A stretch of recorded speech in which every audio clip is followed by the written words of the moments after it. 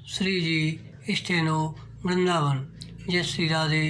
रामधारी गुप्ता। खंड 1 प्रतिलेखन संख्या 97, गति 120 शब्द प्रति मिनट। प्रारंभ करें। महोदय, पंजाब के संबंध में मुझे यह कहना है कि अभी कुछ दिन पूर्व वहाँ पर भाषा का प्रश्न उत्पन्न हुआ।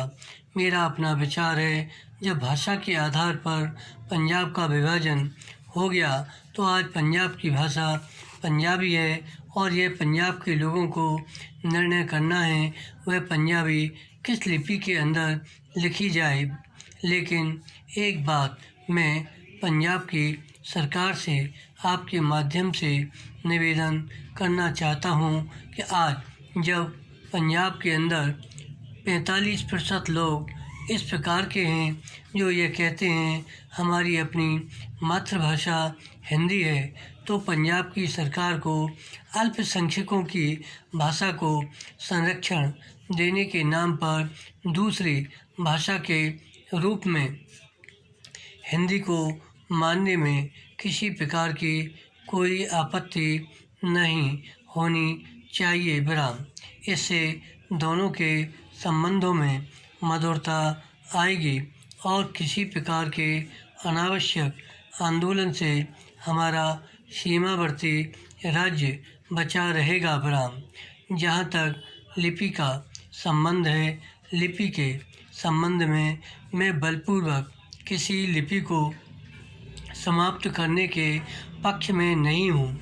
मेरा विचार रहा है कि देश में अपनी लिपियों को सुरक्षित रखते हुए अगर प्रादेशिक भाषाएं किसी एक सामान्य लिपि को वैकल्पिक लिपि के रूप में स्वीकार कर लें तो देश की अनेक भाषाओं को निकट आने में बहुत बड़ी सहायता मिल सकेगी।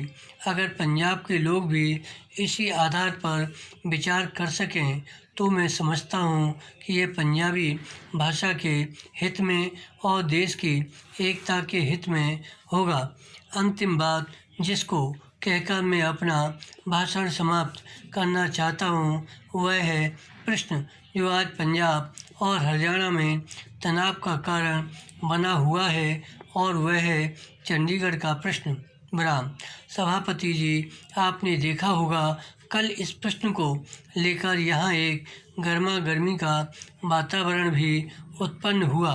इसके लिए मैं मुख्य रूप से केंद्रीय सरकार को दोषी मानता हूँ।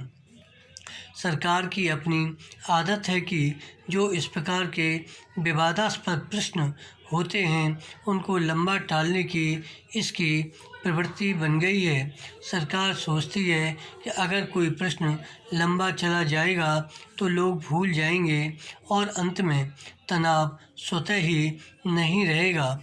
इतिहास इस बात का साक्षी है कि जिस प्रश्न को सरकार ने टालना चाहा, चाहे मैसूर महाराष्ट्र का सीमा विवाद का प्रश्न हो, गोदावरी या कृष्णा के जल का झगड़ा हो। धन्यवाद। श्री हरदास।